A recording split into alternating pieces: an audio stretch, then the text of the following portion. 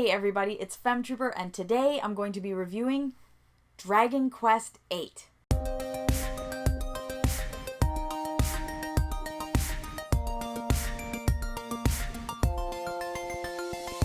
So I'm going to get right into this and mention that this is a great game. This is definitely one I think you should try, and if you like Dragon Quest XI, which is the newest one, you're going to love this. I started my Dragon Quest adventure with Dragon Quest XI, and it still is my favorite. But I have to say, after playing Dragon Quest VIII, it's a close second. It was really good.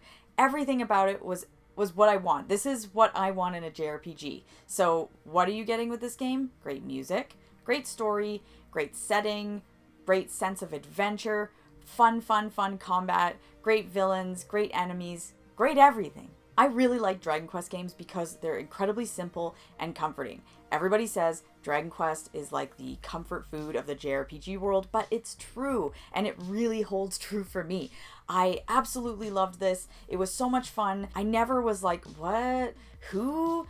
Wait, where do I go? What is that guy? Like, it's quite simple, and I really like that. I really, truly like, easygoing, chill JRPGs with fun stories that don't make you get super confused and frustrated. I didn't find this game particularly hard, but I will note that you have to grind whenever you have to grind. So that's the best part about this, is that if you are struggling and you're like, oh man, that boss is hard, just grind a little bit and you'll get through it, because that's exactly what I did with the final boss. I will say it took me 3 times, but that was all it was. I thought, okay, I'm not quite ready. And then I went and did some more grinding and I got through it. Dragon Quest games always give me that fun anime style, like charming kind of sense of adventure that you don't necessarily get with Final Fantasy. Not to compare, but people do compare Final Fantasy to Dragon Quest because they kind of started at the same time and they are very much the origins of JRPGs, and they're both great series, but Dragon Quest is so whimsical and it's always lighthearted no matter what, which is why Dragon Quest XII has me a bit worried, but let's not get into that right now. Dragon Quest VIII story is really simple. I mean, all it is this king and his daughter who've been transformed into sort of this ugly troll looking dude, and then she's been transformed into a horse, and basically there was this kind of evil guy and he set a spell on their kingdom, so their whole kingdom has kind of been frozen in time, and then they've been transformed into obviously things they don't want to be. And so you are this protagonist, you're the hero, and you didn't get the spell. It didn't affect you, so you're on your way. You're on this adventure to kind of reverse the spell, catch this guy, and get everything back to normal again. It's simple, it's fun, it's silly. I really like the characters. They're all different, they're all unique, and as you go on your adventure, you do meet other party members that become a part of it and then start finding their own reasons to join you, their own reasons to get after this guy, Dulmagus, to get after him, and we got to get rid of him and reverse the spell and get the princess back to normal and get the king back to normal.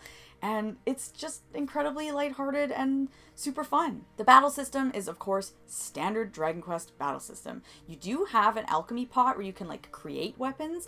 I'm not as into that in games, but it is there if you need it. I didn't really use it that often, only sometimes, but I know if you're into that, you're probably gonna just go all in, right? But it's there. But in terms of just standard, I always love really simple battle systems where you attack, you can defend.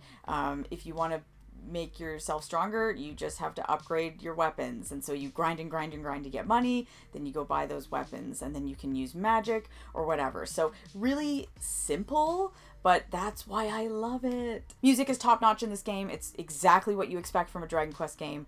It's the same stuff you've been hearing since the 80s. I love it though. It's always fun when I hear that main Dragon Quest theme. It just hits deep, and you're like, it's so good. And I really enjoyed it. Some of these themes are fantastic that were just for Dragon Quest VIII. I absolutely love it. It's one of the best, and it really fit the game perfectly. So nothing bad to say about that. Because this was the first Dragon Quest game on the PlayStation 2, I obviously played the 3DS port.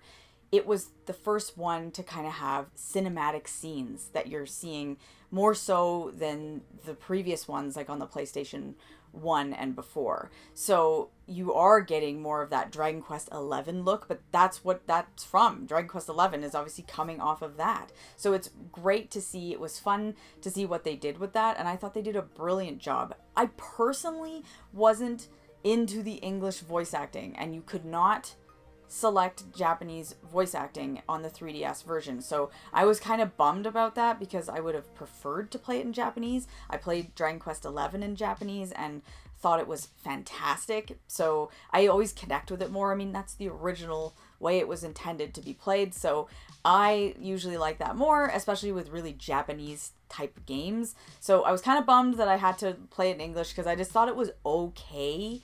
So that sort of took away from it a little bit, but it wasn't that bad. I mean, it's fine. I just didn't think it was like stellar or anything like that. As I mentioned before, the music is great, but in the 3DS version, you are getting more of that MIDI style, not orchestrated. You get that in the PS2 version. So yeah, I played it on the 3DS, so there was a few things that obviously are changed.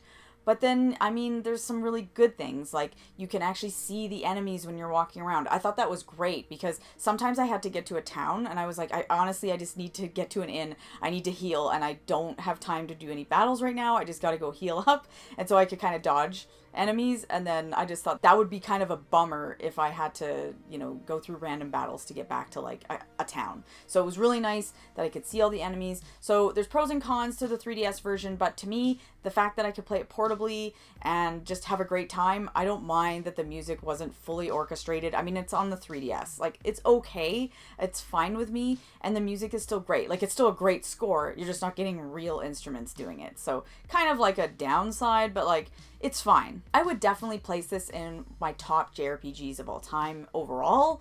It's definitely one of the best 3DS games I've ever played, and it's one of my favorite Dragon Quest games. My goal, guys, because I try and play one Dragon Quest game a year, and maybe I can bump that to 2, I don't know, but I'm really, really wanting to do a top 10 Dragon Quest games list, but I still have a few left I need to play. So the games that I need to still play are 6, 7, and 9. I've played all the other ones. I don't count 10 because we didn't get it here and it's a MMO, so I don't really count that. But other than that, yeah, 6, 7, and 9 are my next ones. And honestly, whenever I play a Dragon Quest game, I'm always so happy. I'm never let down. I've never been let down by a Dragon Quest game. They're all fun. I even enjoyed the original ones like 1 and 2. I absolutely love them. They're so much fun.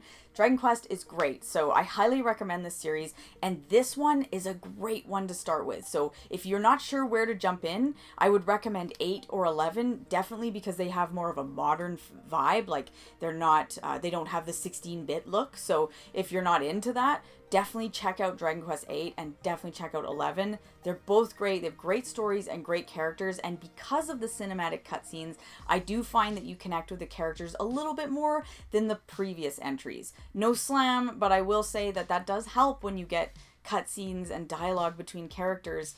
When it looks more modern, I do find that you do connect with the characters just a little bit more. So let me know, have you played Dragon Quest VIII? Which one is your favorite? And tell me, which one I should play next, 6, 7, or 9, because I'm so excited to jump into the next one because I always feel like such a high after playing a Dragon Quest game because they're always fun. It's probably my favorite JRPG series because none of them have let me down. They're all fantastic and I can't recommend them enough. They are simple, so if you're looking for intense battle systems, crazy stuff, really dark, plots that are like twist, like 13 Sentinels, like stuff that's like, whoa, like you're not getting that here. This is really simple stuff. Save the princess, beat the dragon. Like, we're talking real simple stuff, but it's done in a way that is incredibly charming and the characters are really good. So I honestly, they're great.